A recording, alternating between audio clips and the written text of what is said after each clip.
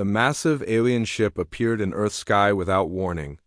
Its smooth silver surface stretched for kilometers, blocking out the sun over major cities. Panic spread across the globe until a message came through every communication device. On the planet. Greetings, humans of Earth. We are the Galactic Defense Coalition. We come in peace. The voice was calm and spoke perfect English, though it had an odd musical quality. Similar messages went out in every human language at the same time. World leaders scrambled to respond while millions of people stood in the streets, staring up at the impossible sight. Within hours, alien ambassadors appeared at the United Nations building in New York. They were tall, graceful beings with pale blue skin and large dark eyes. They called themselves the Velthari, and they claimed to represent 12 different alien species. Your species has finally developed faster-than-light communication, the lead ambassador explained to the gathered world leaders. This means you are ready to join the galactic community. But first, you must prove you can contribute to our common defense. The aliens explained that the galaxy was not a peaceful place. A terrible enemy called the Swarm threatened all civilized worlds. Every species had to help fight this threat or face destruction. We invite Earth to send representatives to our most prestigious military academy, the ambassador continued. The Nexus War Academy trains the finest warriors in the galaxy. Your people can observe and learn proper military tactics. The word observe hung in the air like an insult, though the aliens did not seem to mean it that way. They genuinely believed they were offering humanity a great honor. Earth's military leaders met in emergency sessions. After much debate, they selected a small team of their best people. The mission was simple: learn everything possible about alien military technology and tactics. Hyun-Woo Kim stood at attention as the selection committee announced his name. The former South Korean Special Forces officer had spent 15 years in the most dangerous missions around the world. Now he would represent Earth among the stars. You will lead our delegation, General Morrison told him. Your job is to observe, learn, and report back. Do not embarrass our species, Hyun-Woo nodded. At 38, he had seen enough combat to know that every military thought they were the best. But he also knew that the best soldiers were those who never stopped learning. The other team members were equally impressive. Yoonji Park had been South Korea's youngest fighter pilot before becoming a tactical analyst.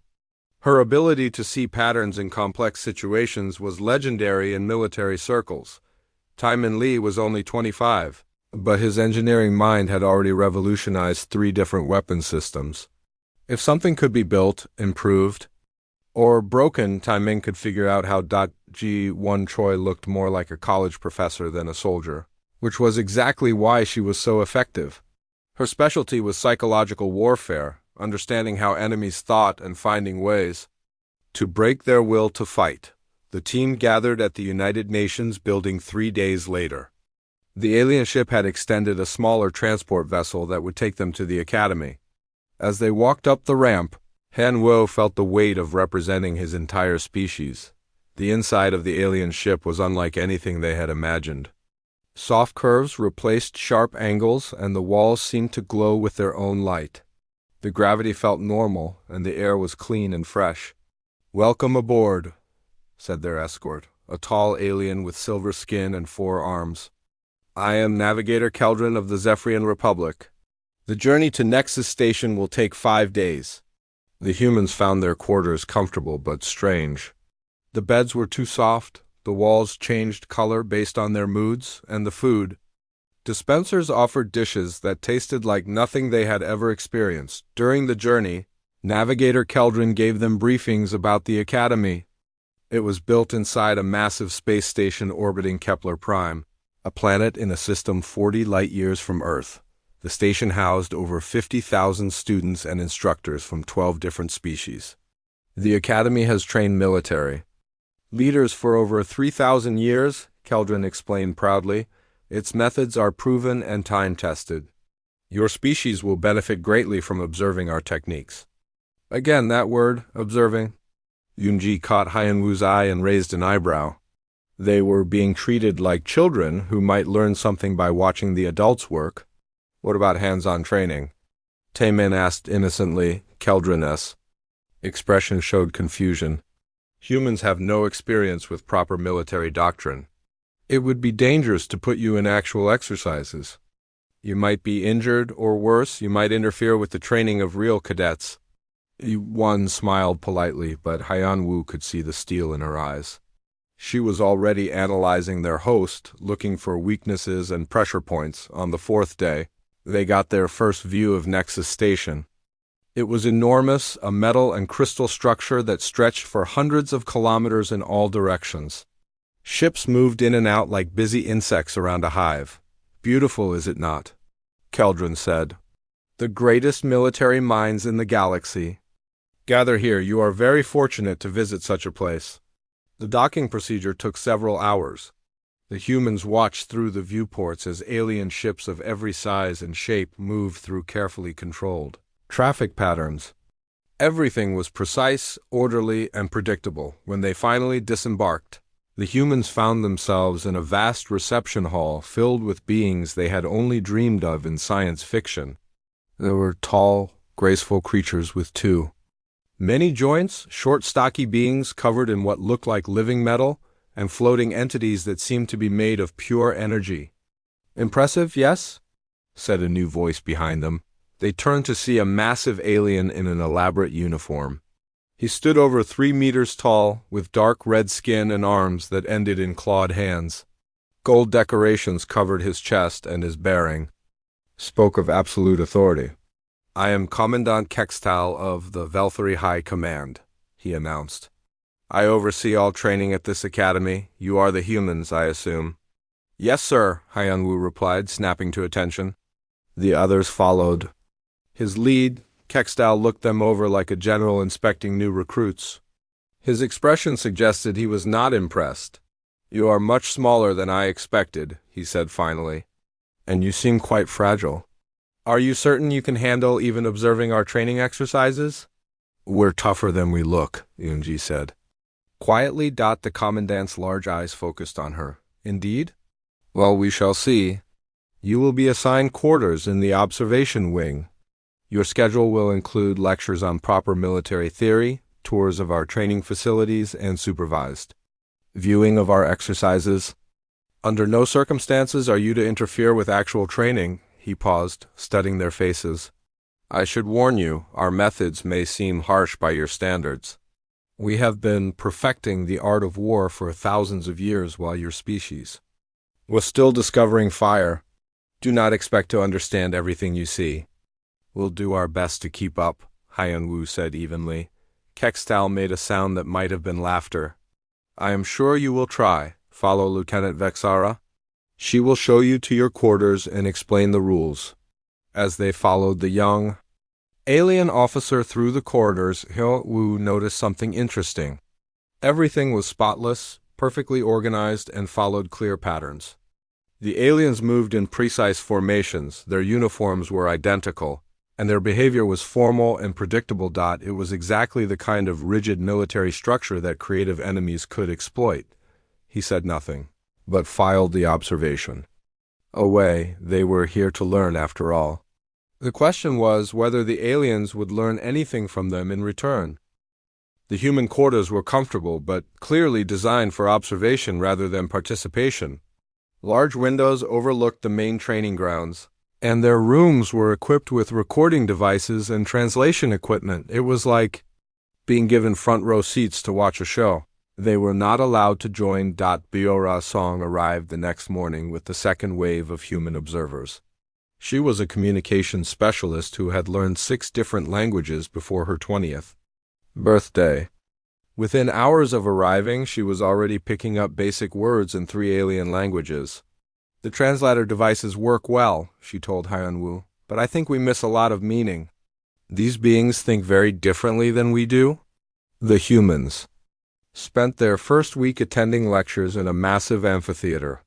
Alien instructors explained the fundamental principles of galactic warfare with the confidence of teachers who had never been challenged. Proper military doctrine requires 3 elements, declared Professor Zexcon, a floating entity that spoke through vibrations in the air. Predictable unit formations, honor-bound combat protocols, and strict adherence to established tactical patterns. Inji raised her hand. What about adapting to unexpected situations? The professor paused as if the question did not make sense. Unexpected situations are eliminated through proper planning and superior technology. A well-trained military unit follows proven procedures that have succeeded for millennia. But what if the enemy does something completely different? Taemin asked. Enemies who abandon proper military doctrine are quickly defeated by those who maintain it, Professor Zexcon replied with absolute certainty. This is why our coalition has remained strong for 3,000 years. The humans exchanged glances. They were beginning to understand why these aliens needed help with their war against the swarm. Their second week included tours of the training facilities. The academy was divided into sections for different types of combat: space battles, planetary, assault, defensive operations, and logistics. Each section operated like a perfectly organized machine. Wu Jinkang joined them during this period. He was a combat engineer who specialized in solving problems that should not have solutions. His first comment after seeing the training grounds was typically direct. Everything is too clean, he told Hyun-woo privately. Real battlefields are messy, chaotic, unpredictable. How do they train for that? The answer became clear during their first observation of actual war games. The humans were taken to an elevated platform overlooking a massive simulation chamber. Below them, teams of alien cadets engaged in a mock battle for control of a space station. The battle was beautiful to watch. Every movement was precise, every formation was textbook perfect, and every decision followed logical patterns. The blue team advanced in Formation 7, while the red team responded with counter protocol 12. When one side gained an advantage, the other side retreated to defensive position 5. Magnificent, is it not? Said Lieutenant Vexara, their guide. Observe how perfectly they execute the classical maneuvers. No wasted motion, no confusion. No unpredictable behavior. It's very orderly, Yunji said carefully. Indeed. This is what separates civilized warfare from primitive chaos. Your species will understand in time. But Yunji was frowning as she watched. After 20 minutes, she could predict what both teams would do next. The patterns were so established that creativity seemed impossible. What happens if someone tries a completely different approach? She asked. Such behavior would be considered cheating, Lieutenant Vexara replied, shocked. Military honor requires following proper procedures. To do otherwise would be barbaric. Down in the simulation chamber, the red team was losing ground. They had fallen into a classic trap and were responding with the standard countermeasures. Unfortunately, the blue team was using the standard countermeasures, which meant the red team would lose in exactly 37 minutes. I could end this battle in 5 minutes, Taemin whispered to Hyun-Woo. How? The air circulation system? It is connected to both sides of the chamber. A small explosive in the right place would fill the blue team's area with smoke. They would have to abandon their positions. That would be cheating, Hyun-Woo said, but he was smiling. Only if you think about it like they do. The humans spent their evenings in their quarters, comparing notes and trying to understand what they were seeing. The alien military system was incredibly advanced in terms of technology and organization, but it seemed to have eliminated all creativity and flexibility. They fight like chess masters, Yuan observed, but chess has rules. Real combat is more like improvised jazz. They have been using the same tactics for thousands of years, Be'era added. I heard some instructors talking about the ancient wisdom of classical formations. They seem proud that nothing has changed. No wonder they are losing to the swarm, Yunji said. Any enemy that refuses to follow their rules would be impossible for them to handle. Their third week brought the first real conflict. During a lecture on space combat formations, Hyun-Woo made the mistake of asking a practical question. What if the enemy ships are faster than your formations can adjust? Commander Velther, a stern alien with metallic skin, looked offended. Proper formations do not need to adjust. They are based on optimal positioning for any combat situation. But if the enemy moves in an unexpected pattern, there are no unexpected patterns? The commander snapped. There are proper tactics and improper tactics, and proper tactics are quickly defeated by proper ones. Unless the improper tactics work, Hyung-woo said quietly. The lecture hall fell silent. Several alien cadets turned to stare at the human who had just suggested that improper tactics might be effective. Commander Velther's expression grew cold. Perhaps humans do not understand the concept of military honor. In civilized warfare, both sides follow established protocols. This ensures that the superior force wins through skill and technology, not through doctrine. In human warfare, the goal is to win, Hyun-woo replied. Honor is important, but survival comes first. The commander made a dismissive gesture. This is exactly why your species was only invited to observe. You clearly do not understand proper military thinking. That evening, word spread through the academy about the human who had challenged established doctrine. Some alien cadets were curious, but most seemed shocked that anyone would question thousands of years of proven methods. Lieutenant Vexara visited their quarters to deliver a polite warning. Commandant Kextal suggests that humans focus on learning rather than teaching, she said diplomatically. Your questions are disrupting the educational process. We are learning, Yinji said. We are learning that your military doctrine has some serious weaknesses. Weaknesses? Lieutenant Vexara looked genuinely confused. Our methods have preserved galactic civilization for millennia.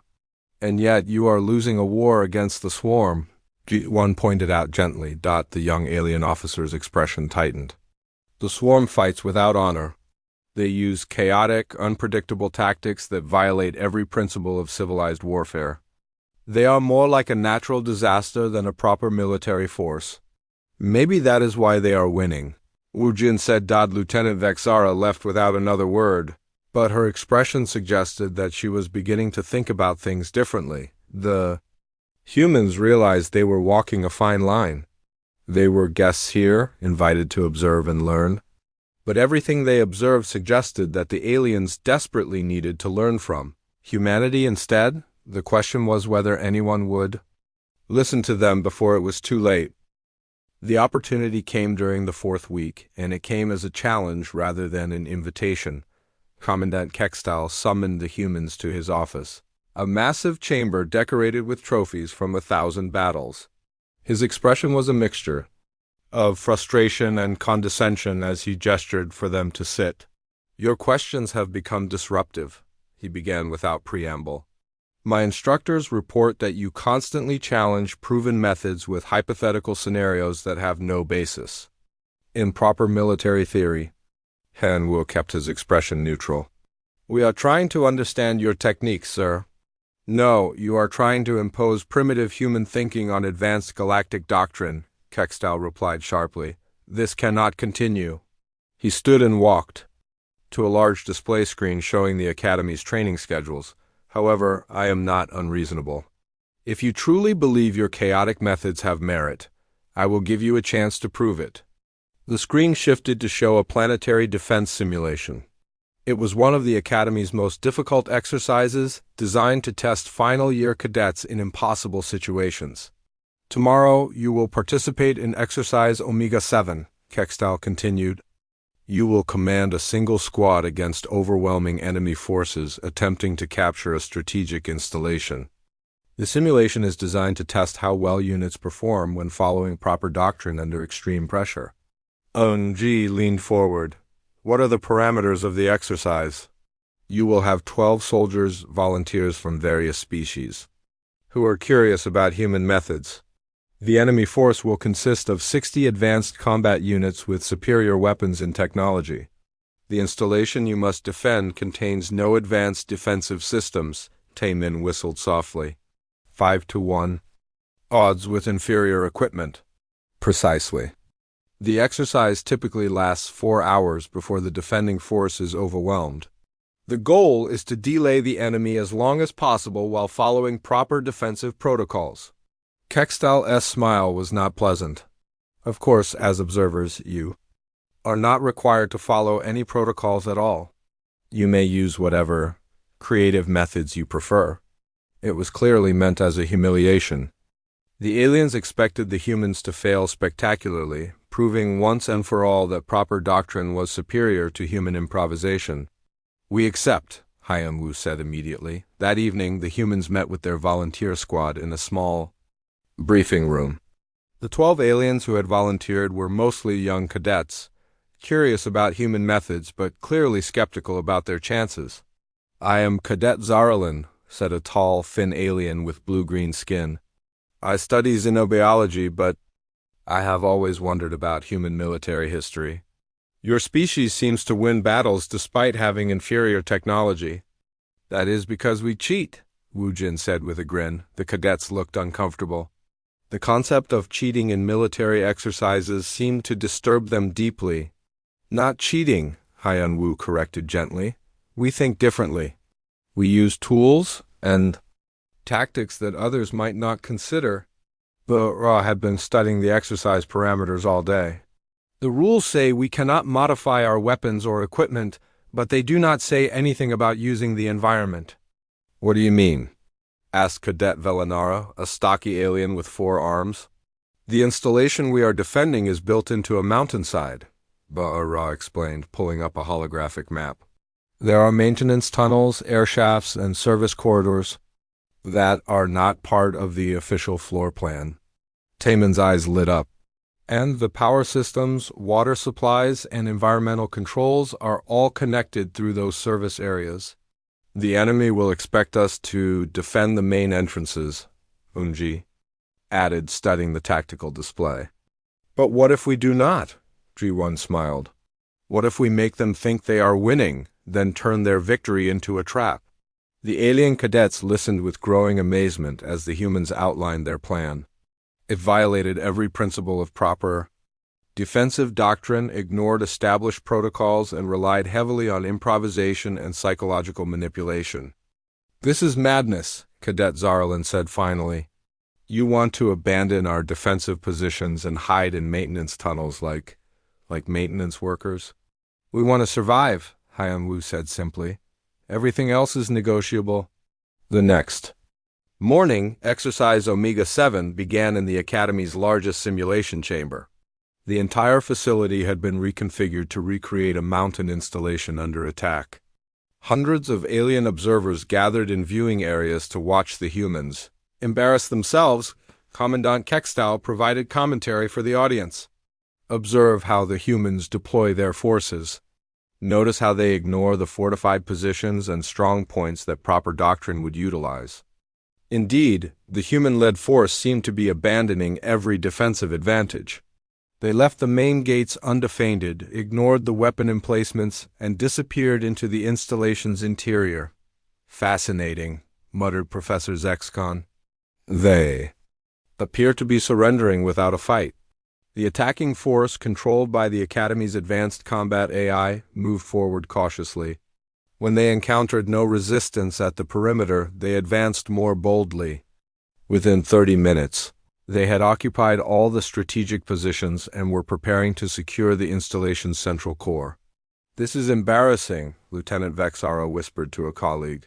"The humans are not even trying to fight." But in the maintenance tunnels beneath the installation, the humans and their alien volunteers were very busy indeed. Taemin had identified the main power conduits and was attaching improvised explosive devices made from training equipment. Woojin was rerouting the facility's environmental systems, preparing to flood certain areas with smoke or toxic gases. Meanwhile, Biora was using the installation's own communication systems to monitor enemy movements and coordinate with her teammates. She had quickly learned to mimic the AIS communication protocols, allowing her to insert false information into the enemy's tactical network. "Enemy Squad 7 is moving to secure the North Corridor," she reported through her improvised communication system. "Ji-1, are you ready for Phase 2? "Ready," came the reply from deep within the facility's ventilation system, 45 minutes into the exercise.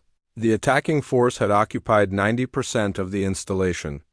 They were preparing to declare victory when things began to go wrong. First, the lights went out. Emergency power flickered on and off randomly, creating a strobe effect that made movement difficult and disorienting. Then the environmental systems began acting up. Some corridors filled with thick smoke, while others were flooded with freezing cold air. The enemy's sophisticated sensors became useless in the chaos. "What is happening down there?" Commandant Kextal demanded from the observation deck. As if in answer, explosions began echoing through the installation. Not enough to cause real damage, but perfectly timed to isolate enemy squads from each other. Communication systems failed, elevators stopped working, and automated defense systems began targeting anyone who moved in the wrong pattern. The attacking eye tried to adapt, but it was programmed to fight against conventional defensive tactics. It had no protocols for dealing with an enemy that had turned the installation itself into a weapon. In the depths of the facility, Henwu coordinated the final phase of their plan. "All teams, prepare for assault phase. Remember, they expect us to be where we are not, and they are not watching where they should be." The human-led force emerged from unexpected directions like ghosts materializing from the walls. They attacked, isolated enemy units with improvised weapons, and disappeared back into the maintenance systems before reinforcements could arrive. G1 had been especially creative. Using her knowledge of psychology, she had programmed the facility's automated announcements to broadcast contradictory orders and false information, creating confusion and uncertainty among the enemy ranks.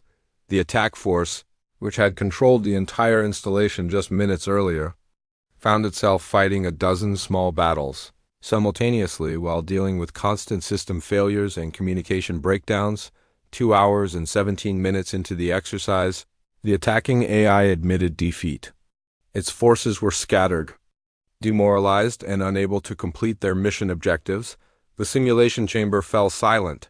In the observation areas, alien instructors and cadets stared at the displays in shock. The humans had not just won, they had turned a hopeless defensive situation into a complete victory. Commandant Kextal's voice was very quiet when he finally spoke. "How?" Hyun-woo looked up at the observation deck with a slight smile. "We fought like humans, sir. We used everything available, ignored the rules that did not help us, and turned our weaknesses into strengths. You abandoned every principle of proper military doctrine. Yes, sir, and we won." The victory in Exercise Omega-7 created shockwaves throughout the Academy.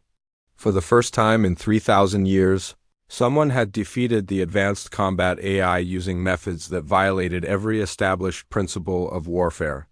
Commandant Kextal was not pleased.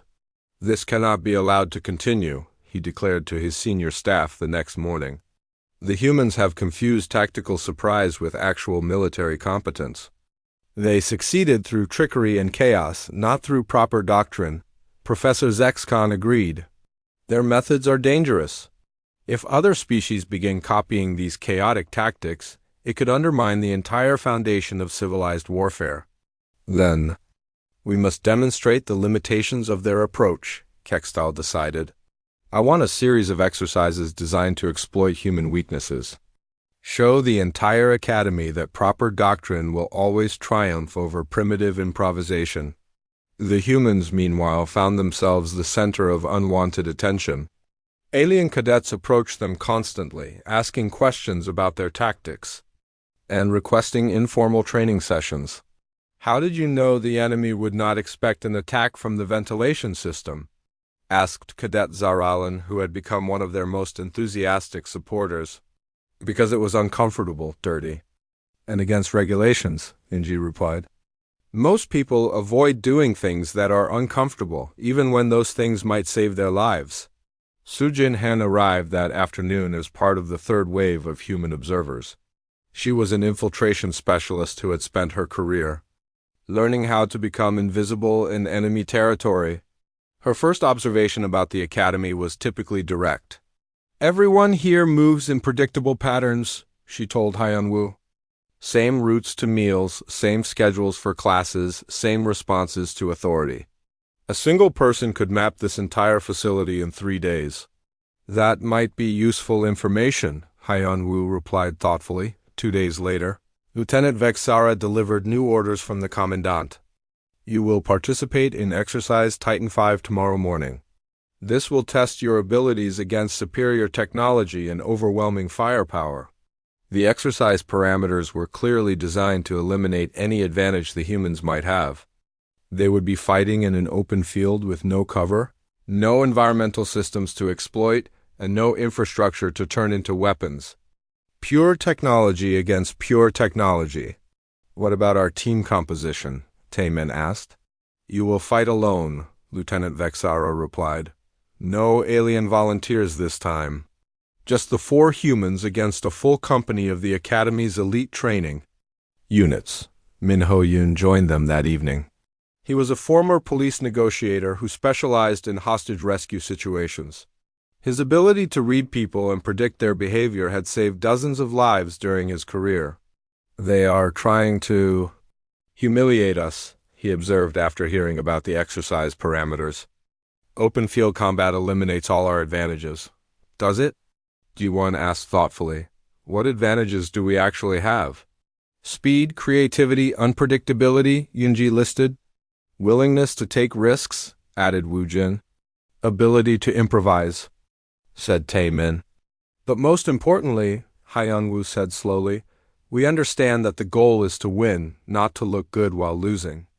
Exercise Titan 5 took place on a simulated battlefield designed to recreate the surface of an airless moon. The terrain was completely flat except for a few scattered rocks that provided minimal cover. The Academy's elite units were equipped with the latest weapons and armor, while the humans carried standard training equipment. The watching alien instructors were confident this time. Observe how technology and proper tactics overcome chaos and improvisation, Commandant Kekstal announced to the assembled observers. The battle began with the elite units advancing in perfect formation across the open ground. Their weapons had superior range and firepower, and their armor could withstand anything the humans carried. For the first 10 minutes, everything went according to the aliens' expectations. The humans were forced to retreat constantly, unable to get close enough to engage effectively. Their situation appeared hopeless. This is more realistic, Professor Zexcon noted with satisfaction. Now we see how human chaos performs against proper military superiority. Otsujin had been studying the elite unit's movement patterns. Even in this simple exercise, they followed predictable routes and responded to threats in programmed ways. They always move left when they take fire from the front, she reported to her teammates through their improvised communication system. And they always regroup in the same formation after advancing 50 meters. Can we use that? Hyun-woo asked, dodging behind one of the few available rocks. Maybe, Ji-won said. But we need them to make a mistake first. The mistake came when Min-ho began talking to the enemy units over the communication channels. As a negotiator, he understood how to manipulate people through conversation, and the elite units were programmed to respond to certain types of communication. Elite Squad 7, you are about to walk into a trap, he broadcast calmly. I suggest you change direction immediately. The squad leader, confused by this unexpected warning, paused to report to his commander.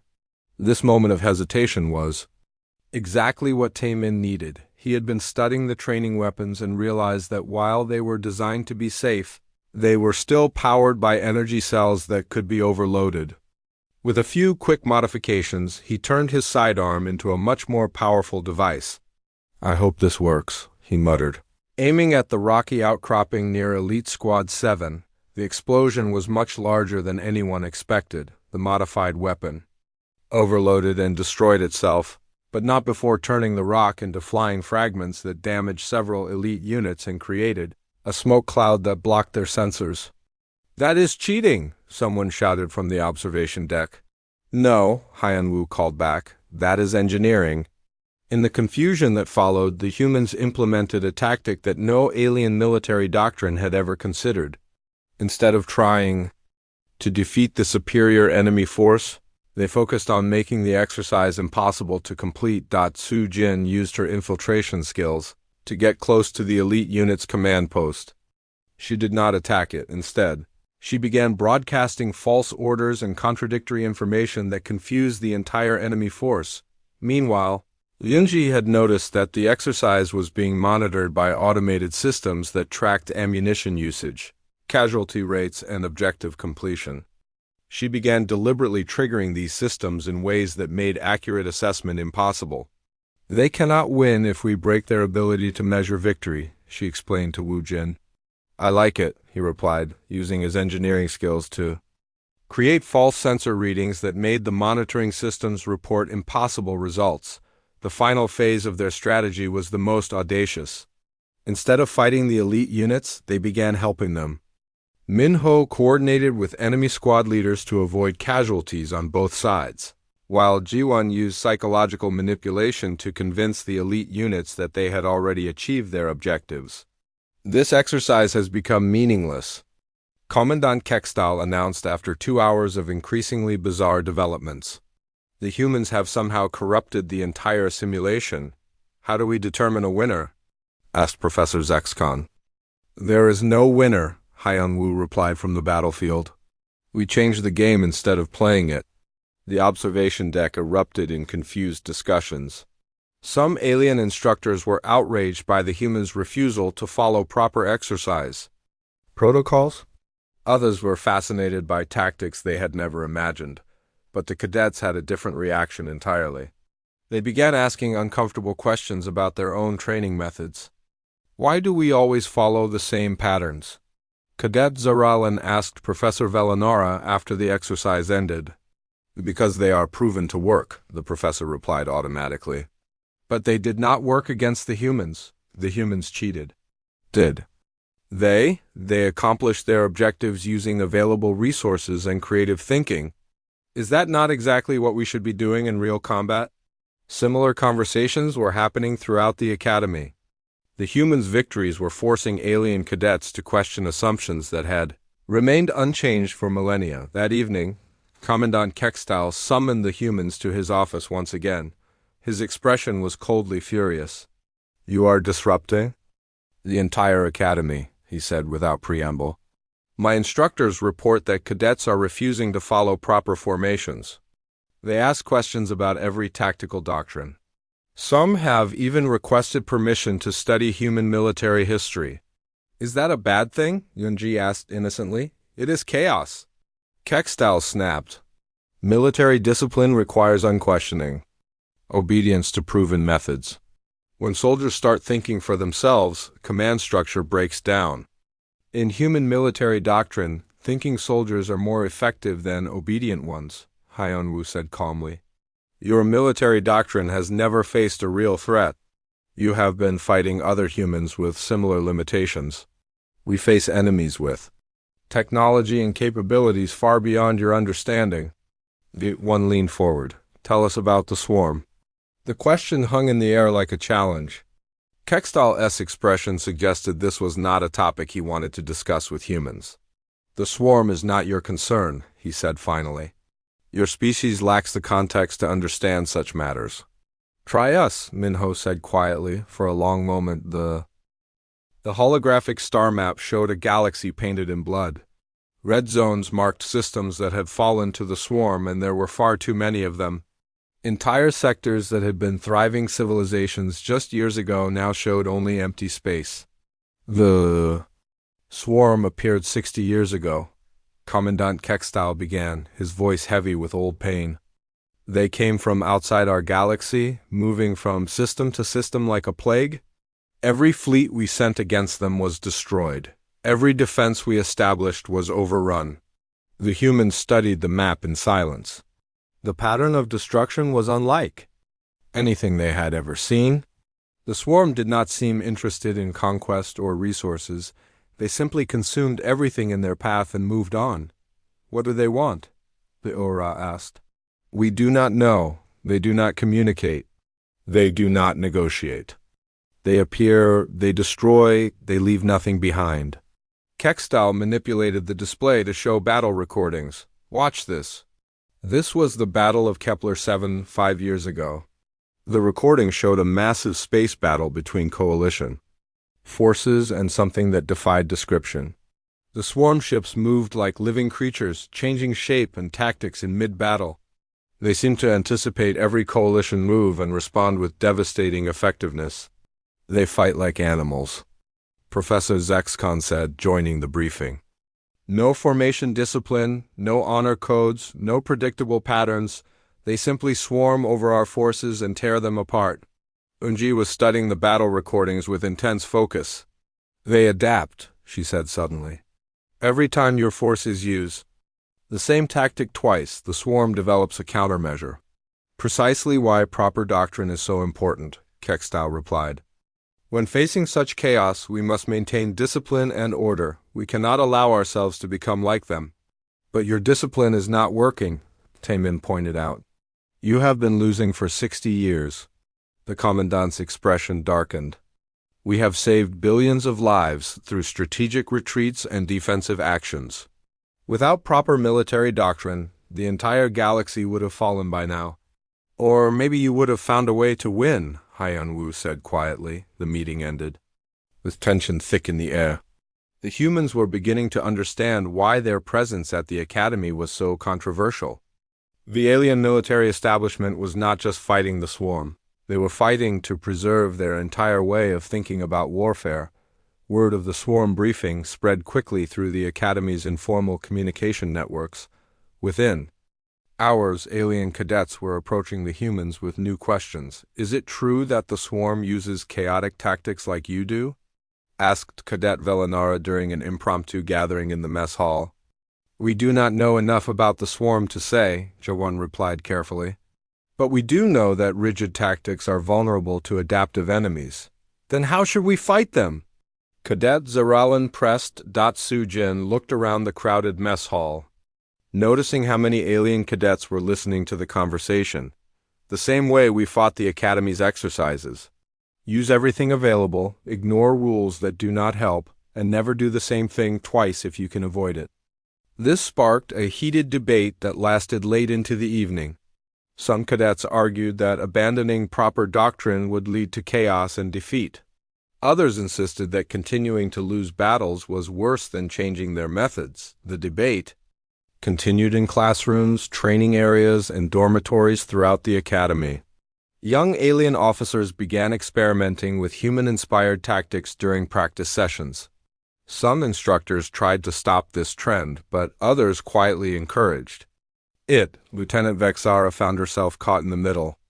As a junior officer, she was expected to support traditional doctrine, but she had seen the humans win impossible battles through creativity and adaptation. What would you do? She asked Haiyan-Wu during a private conversation. If you were in charge of fighting the swarm, I would study every battle recording available, he replied. Then I would try things that had never been tried before. Most of them would fail, but the ones that worked might give us new options. That sounds very dangerous. Losing a war is more dangerous than trying new ideas. The breaking point came during a formal training exercise 3 days later. The scenario was designed to recreate a typical swarm encounter. With Academy instructors controlling the enemy forces, Cadet Zarlin was leading a mixed squadron of alien cadets. When the swarm forces appeared, instead of following standard defensive protocols, he ordered his units to scatter and attack from multiple directions simultaneously. Cadet Zarlin, return to formation immediately, commanded the exercise controller. Negative, sir. We are implementing adaptive tactics. The exchange was broadcast to observation areas throughout the academy. Hundreds of cadets and instructors watched as the alien students abandoned proper formation discipline and began fighting like humans. The results were spectacular. The cadet forces, freed from predictable patterns, began outmaneuvering and confusing the swarm controllers. For the first time in Academy history, a student unit was defeating the advanced enemy simulation. This is unacceptable, Professor Velanara shouted over the communication channels. All units will return to proper formations immediately. Sir, we are winning, Cadet Velanara replied from her fighter. Should we not continue with successful tactics? The question echoed through the Academy's communication systems. Should winning take priority over following proper procedures? The exercise was terminated abruptly, but the damage was done. Word spread throughout the academy that alien cadets had defeated the swarm simulation using human tactics. That evening, Commandant Kextal called an emergency assembly of all academy personnel. The massive auditorium was packed with thousands of aliens, all buzzing with conversation about the day's events. "Order!" "I will have order," Kextal's voice boomed through the hall.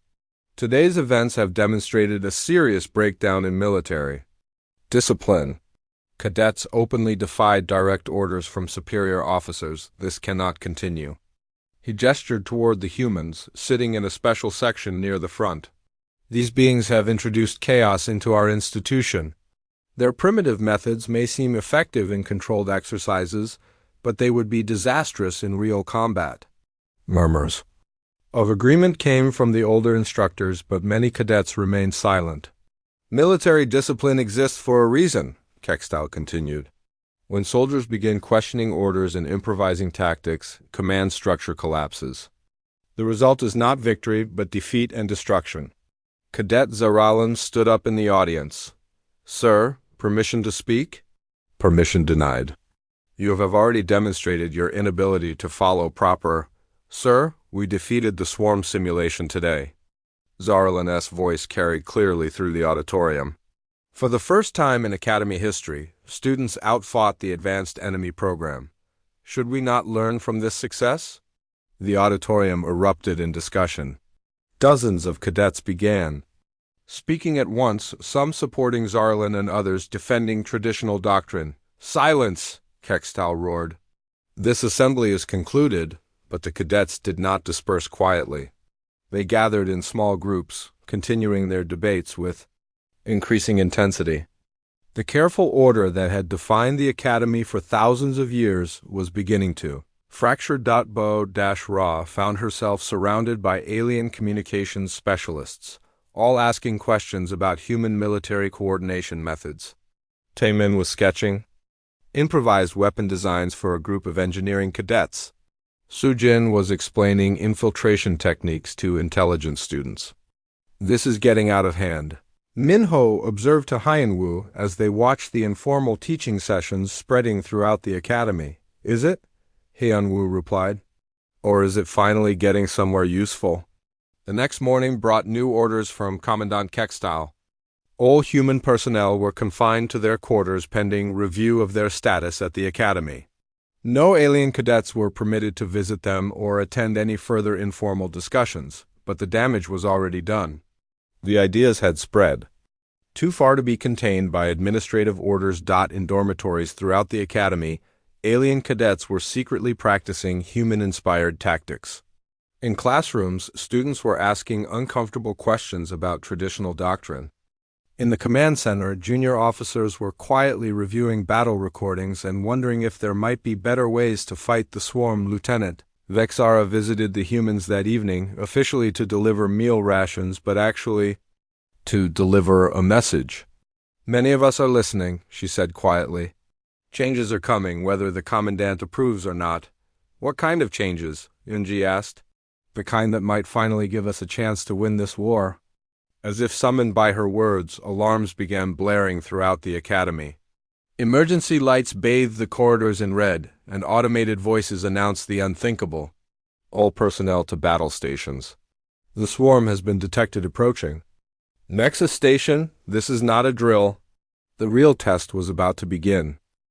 The swarm came out of hyperspace like a nightmare given form, through the Academy's massive observation windows. The humans got their first real look at humanity's galactic enemy.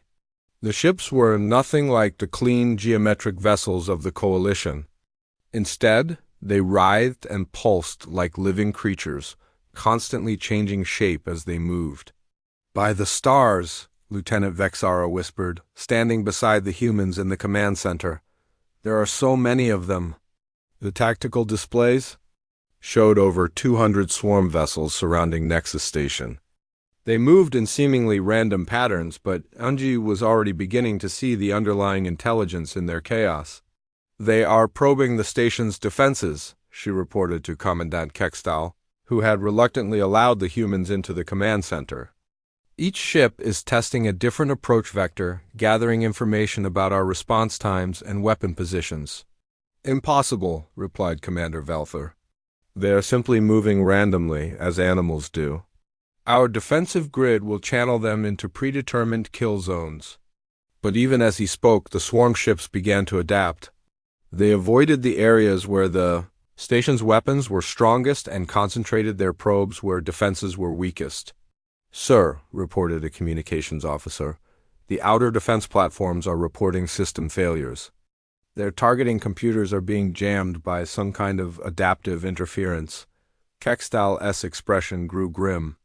Activate Protocol 7. All defensive platforms will switch to manual targeting. Protocol 7 is already active, sir. The interference is adapting to our manual systems as well? On the tactical display, red warning icons began appearing throughout the station's defensive network. The swarm was not just attacking, they were learning about coalition, technology in real time, and developing countermeasures.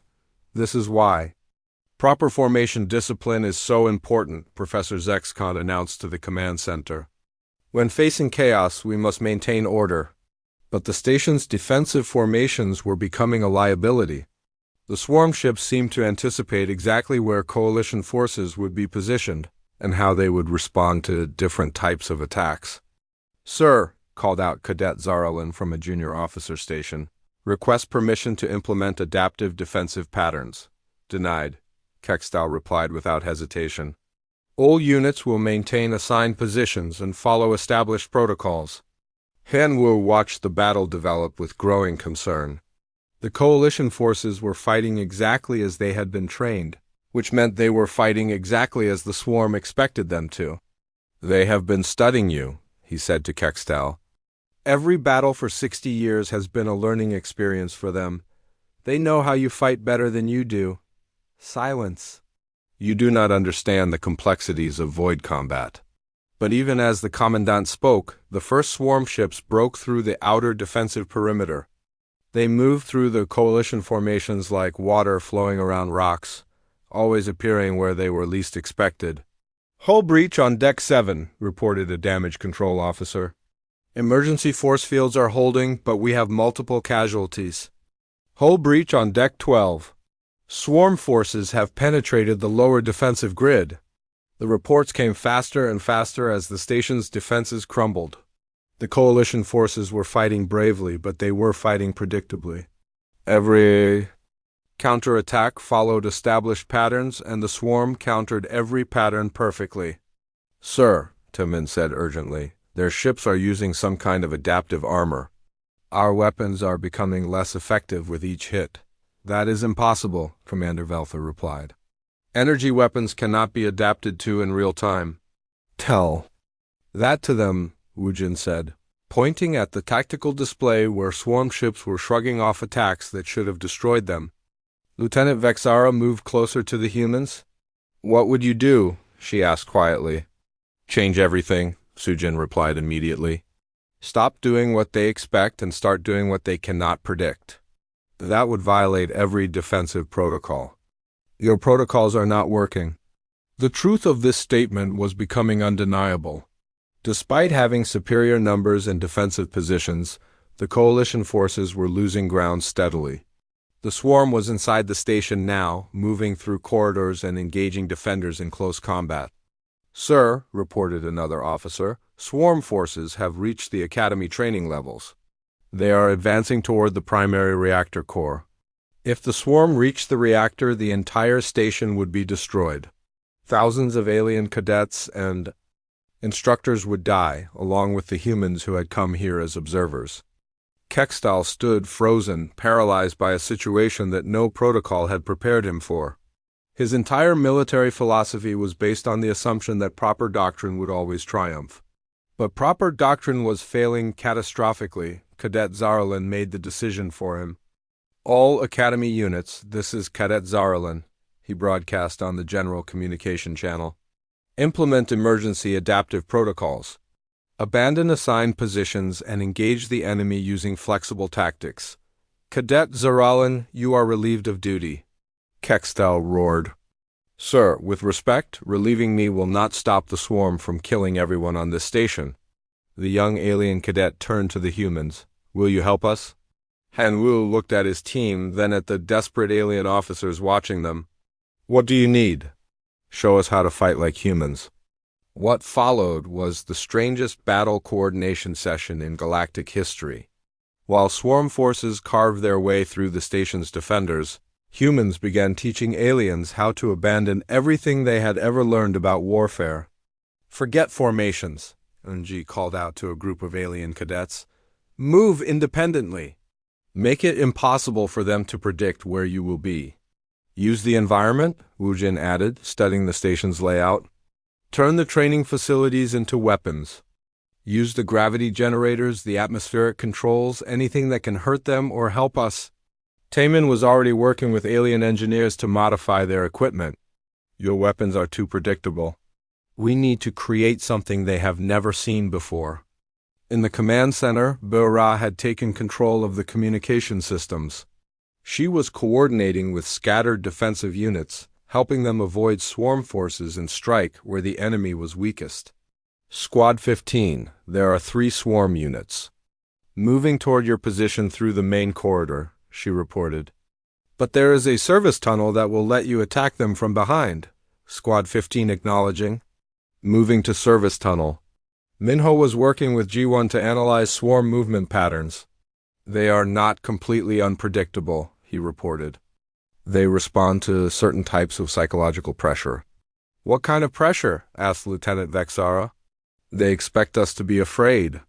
When we do something that shows we are not afraid, they hesitate for a few seconds. That might be enough. The turning point came when Sujin suggested something that horrified every alien military officer in the command center. We need to abandon the reactor core, she said calmly. Are you insane? Commander Velther shouted. If we lose the reactor, the entire station loses power. Exactly. And if the station loses power, the swarm loses their target acquisition systems. They are using our own sensors against us. Hyun-woo was already following her logic. We evacuate everyone to the outer sections, shut down the reactor, and fight them in the dark. That is suicide, Kextal said flatly. No, Yunji corrected. That is adaptation. The swarm expects us to defend the reactor because that is what proper military doctrine requires. If we do the opposite, we break their prediction models. The debate might have continued, but the decision was made for them when swarm forces breached the reactor level's outer defenses. All stations, this is an emergency evacuation order. Cadet Zarlin broadcast without authorization. All personnel evacuate to outer sections immediately. Prepare for total power shutdown. Cadet Zarlin, you are committing treason, Kextal roared. Sir, I am trying to save our lives. The evacuation was chaotic, desperate, and completely contrary to every principle of defensive warfare. But it worked. As coalition forces abandoned their positions and scattered throughout the station's outer areas, the swarm found themselves advancing toward objectives that were no longer defended when the reactor shut down. Everything changed. The lights went out, the artificial gravity fluctuated, and the sophisticated sensor networks that both sides relied on went dead. In the darkness, aliens and humans began fighting side by side using tactics that no military academy had ever taught. They used maintenance tools as weapons, turned training equipment into booby traps, and coordinated through improvised communication. Methods that the swarm could not predict or counter. This is madness, Professor Zexcon whispered as he watched the tactical displays flicker and fail. No, said Hyanwu quietly, this is war. In the darkness of the powerless station, everything the aliens had learned about warfare became useless. But everything the humans knew about survival became invaluable. The swarm forces, adapted to fighting against predictable enemies with sophisticated technology, found themselves facing something completely different. Alien cadets crawled through maintenance shafts with improvised weapons. Engineering students turned training equipment into deadly traps. Communications specialists coordinated attacks using hand signals and whispered messages. Squad 7 reporting. Came a whispered voice over the improvised communication network Ba-Ra had established. We have eliminated 3 swarm units using the gravity training chamber. They did not expect the artificial gravity to be weaponized. Excellent work, she replied softly. Can you reach the atmospheric controls on level 15? Already moving. P1's psychological profile suggests they will panic if we flood their area with different gas mixtures. The battle had become intensely personal. Without the distance of advanced technology, both sides were fighting face-to-face in cramped corridors and dark chambers. But this intimate warfare favored the defenders. Who knew the station's layout and could use its systems creatively? Te-Min had discovered that swarm technology, while adaptive, had one crucial weakness. It required constant communication between units to coordinate its learning algorithms. By creating electromagnetic interference using modified training equipment, he could temporarily disable their adaptation abilities. Wujin, can you overload the power coupling on Deck 9? He called through the engineering communication channel, already on it. This should create enough electromagnetic noise to blind their sensors for about 10 minutes. Perfect. That gives Sujin time to reach their command cluster. The infiltration specialist was moving through the station's ventilation system with 3 alien volunteers who had learned her techniques. Their mission was almost impossible: reach the swarm's mobile command center and disrupt their coordination from within. Target acquired, Sujin reported over the private channel. The command unit is larger than we expected, but it appears to be completely focused on the reactor area. They still think that is our primary defensive position. Can you reach it? Haiyan Wu asked from his position coordinating the overall defense. With help. I need a distraction in Sector 12 to draw their attention away. Consider it done. The distraction came in the form of Cadet Zarelin leading a mixed unit of aliens and humans in a ferocious assault on swarm positions near the abandoned reactor core. They made as much noise as possible, using every weapon they could improvise, and fighting with theatrical desperation. The swarm forces, programmed to respond to threats against critical objectives, redirected their attention toward this obvious attack. While they were focused on stopping the desperate assault on the reactor, Sujin and her team reached the command unit. What they found inside the swarm command center changed everything they thought they knew about the enemy. Haiyan-Wu? Sujin's voice was tight with shock. You need to hear this. The swarm, they are not what we thought. Explain. They are not alive. They are artificial intelligences, but they are running on captured coalition technology. These ships, these weapons, even their adaptive abilities, they are using modified versions of alien military systems. The implications hit Haiyan Wu immediately. They have been learning from every defeat because they are literally built from coalition technology. Every time they capture a ship or a station, they add its systems to their own capabilities. Worse than that. I found data cores here that contain complete records of coalition military doctrine going back 3,000 years. They know every tactic, every formation, every protocol because they have been studying them for 60 years. But they do not know human tactics. Exactly. We are the first completely unpredictable variable they have encountered. The discovery transformed the battle. Instead of fighting an unstoppable alien menace, they were fighting corrupted versions of the coalition's own military technology. And corrupted technology could be hacked, confused, and turned against itself. All units, this is Haiyan Wu, he broadcast on the general communication channel. New tactical information. The enemy is using modified coalition technology.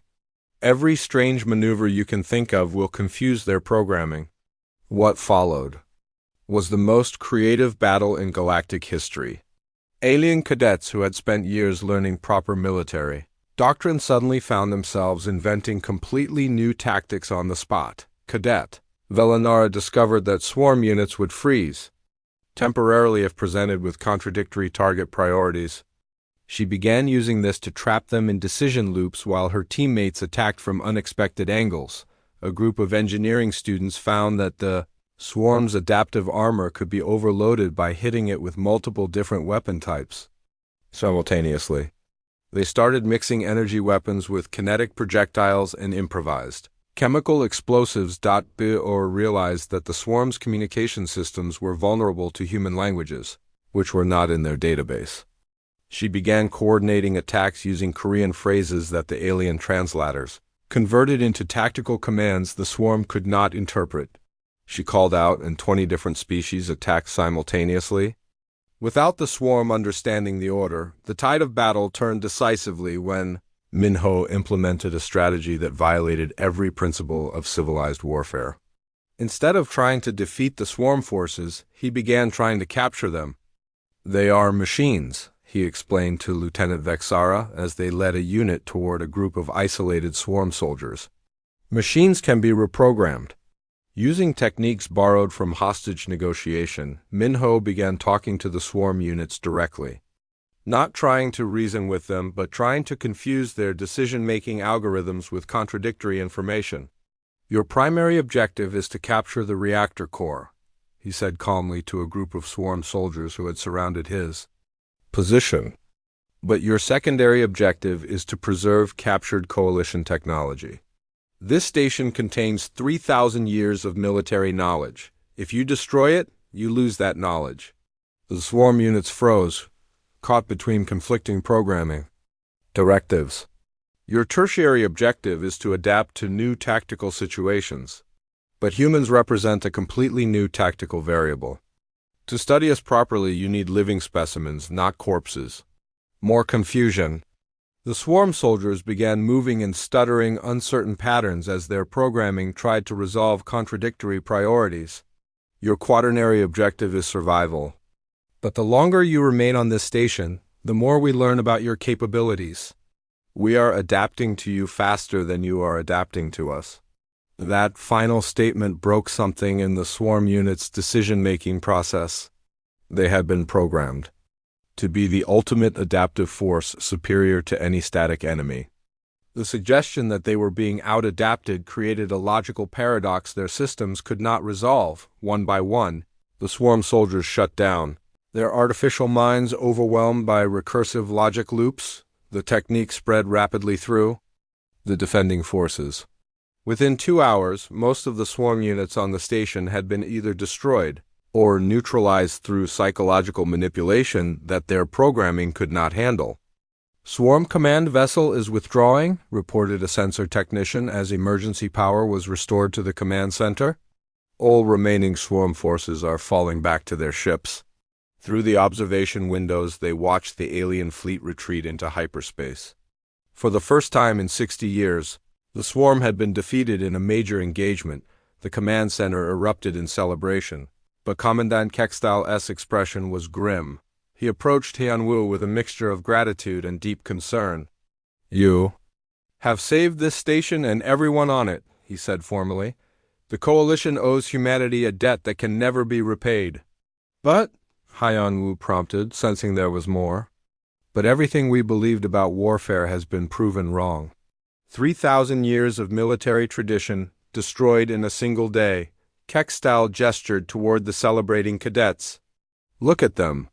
They are not following any chain of command. They are not maintaining proper formation discipline. They are acting like humans. Is that necessarily a bad thing?" "I do not know," the commandant admitted. "And that terrifies me." The celebration continued, but underneath the joy was a growing realization that everything had changed.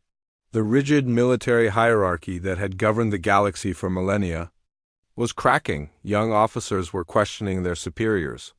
Ancient protocols were being abandoned in favor of human-inspired innovation. Lieutenant Vexara found Unji in the observation lounge, watching the stars where the swarm fleet had disappeared. "What happens now?" she asked. "Now the real work begins," Unji replied. "Winning one battle does not win a war. But it proves that the war can be won. Will you help us? Will humanity teach us how to fight like you do?" Yunji smiled. "We will teach you how to think like we do. The fighting part you can figure out for yourselves." Outside, the first coalition ships were arriving to assess the damage and investigate reports of an impossible victory. Soon, word would spread throughout the galaxy that the invincible swarm had been defeated by a combination of alien courage and human creativity, the Galaxy Wa. 6 months after the Battle of Nexus Station, The academy looked nothing like the institution the humans had first visited. The rigid corridors had been redesigned with multiple routes and hidden passages. Training facilities that had once emphasized formation discipline now featured obstacle courses that required creative problem-solving. The spotless, predictable environment had been replaced by something that looked almost chaotic, but worked far better. Unji stood in what had once been the formal lecture hall, now converted into a collaborative strategy center where students and instructors worked together as equals. Around her, mixed teams of humans and aliens bent over tactical displays, arguing enthusiastically about new approaches to old problems. Professor Park, called Cadet Zarlin, who now wore the insignia of an instructor. Could you review our analysis of the Kepler-7 battle recordings? She smiled at the title. The Coalition had formally appointed all the humans as professors, though their teaching methods bore no resemblance to traditional academic instruction. What did you discover? She asked, joining the mixed group of students around their display. The swarm adapts to new tactics within an average of 47 minutes, reported Cadet Velinara, now specializing in adaptive strategy analysis. But if we change our approach every 30 minutes, their learning algorithms cannot establish stable countermeasures. Excellent analysis, but what about the psychological component? A young Zephyrian student raised one of his 4 hands. The swarm artificial intelligences show confusion. When presented with tactics that appear self-destructive but actually serve hidden purposes, like abandoning the reactor core? Exactly. They are programmed to understand rational military objectives. Seemingly irrational behavior breaks their prediction models. Unji nodded approvingly. These students were thinking in ways that would have been impossible under the old system. They questioned everything, tested unusual ideas, and treated failure as a learning opportunity rather than a disgrace. In the engineering section, Taemin was working with a team of alien technicians to develop what they called adaptive weapon systems, devices that could be quickly modified in the field to create unexpected capabilities. The key is modularity, he explained to his mixed species class. Instead of building perfect weapons for specific situations, we build flexible tools that can be reconfigured for any situation. Woojin had taken over the Academy's defensive systems design program. His students were learning to think of every building, every space station, and every planet as a potential weapon that could be turned against invaders. Defense is not about building walls, he taught. Defense is about making the enemy defeat themselves. The most dramatic changes had occurred in the command structure itself. The rigid hierarchy that had defined coalition military thinking for millennia was being replaced by a more fluid system that emphasized initiative and creativity over obedience. Commandant Kekstal had struggled with these changes initially. His entire career had been built on the assumption that proper military order required strict discipline and unquestioning obedience to superior officers. But the results spoke for themselves. The Coalition Defense Fleet reports another victory against swarm forces in the Rigel system, Lieutenant Vexara announced during the morning briefing. Admiral Keksmar credits the success to tactics developed here at the Academy. What tactics? Specifically? Asked Professor Zexcon, who had become one of the most enthusiastic supporters of the new methods. Psychological warfare combined with adaptive technology. They convinced the swarm that a minor research station was actually a major military installation, then used the resulting over-response to trap and destroy the enemy fleet. Kekstal reviewed the battle report with a mixture of pride and bewilderment. 6 months ago, such tactics would have been considered dishonorable and impractical. Now they were saving entire star systems. How many coalition fleets are currently using human-inspired tactics? He asked. 73%, sir. And the success rate has improved by over 400% compared to traditional methods. The transformation was not without resistance. Conservative elements within the coalition military establishment had formed what they called the Proper Doctrine Alliance, dedicated to preserving traditional methods and limiting human influence on galactic warfare. These chaotic tactics may produce short-term victories, argued Admiral Lexville during a heated council session, but they undermine the very foundations of civilized military service. Soldiers who think for themselves are dangerous to established order. But younger officers disagreed, and they had the support of species that had seen their world saved by the new tactics. "With respect, Admiral," replied Commander Velinara. "Cadet Velinara's older sister, established order was losing the war. Human-inspired tactics are winning it." The debate continued in council chambers throughout the galaxy, but on the front lines, the results were undeniable.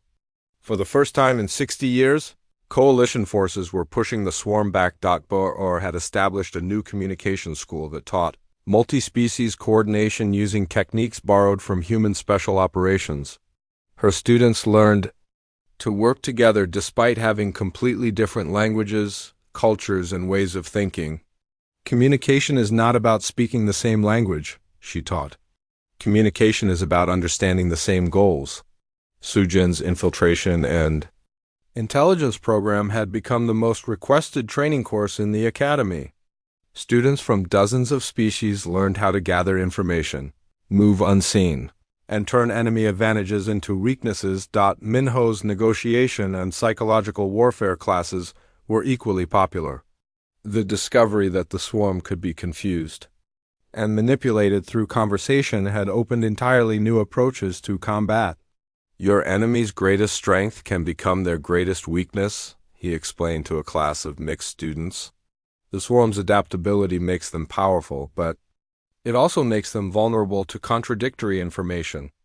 G1 had developed a new field called cognitive warfare, the art of attacking enemy decision-making processes rather than their physical capabilities. Every military force, biological or artificial, makes decisions based on available information, she taught. If you can control or distort that information, you can control their decisions. Haiyan Wu found himself in the strange position of being both a teacher and a student. The aliens were learning human tactics, but humans were learning to apply their methods on a galactic scale. "Leadership is not about giving orders," he explained to a joint command class.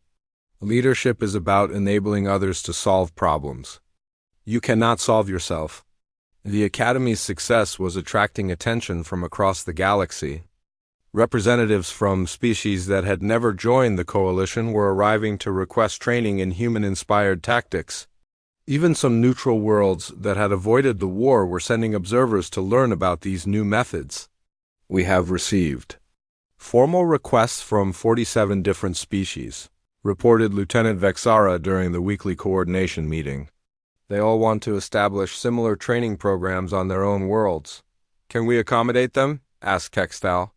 "Not with our current faculty," Haiyan Wu replied. "But we can train instructors who can return to their homeworlds and establish regional academies." This led to the development of the Academy Exchange Program, a network of training institutions throughout the galaxy, all sharing the hybrid teaching methods that combined alien technology with human creativity. The program's first major test came when a massive swarm fleet attacked the core worlds of the Velthari Republic. Instead of responding with traditional defensive strategies, the coalition deployed forces trained in the new methods. The battle lasted 3 days and became known as the Great Adaptation. Coalition forces changed their tactics every few hours, never allowing the swarm to establish stable countermeasures. They used psychological warfare to confuse enemy artificial intelligences, adaptive technology to stay ahead of swarm evolution, and creative strategy to turn every enemy advantage into a disadvantage. The swarm fleet was not just defeated, it was completely destroyed, with several ships captured intact for the first time in galactic history. "This is the beginning of the end for the swarm," declared the Coalition High Council in an emergency session. "We finally have the tools to not just defend ourselves, but to win this war." But Haiyan Wu was more cautious in his assessment. "We have won some battles," he reminded the celebrating alien leaders, "but the swarm has been learning from us just as we learned from them. They will adapt to our new methods eventually. Then we will adapt faster," said Admiral Kexmar, who had become one of the strongest supporters of human-inspired tactics. "That is exactly the right attitude," Youngji agreed. The moment we think we have found the perfect strategy is the moment we start losing again.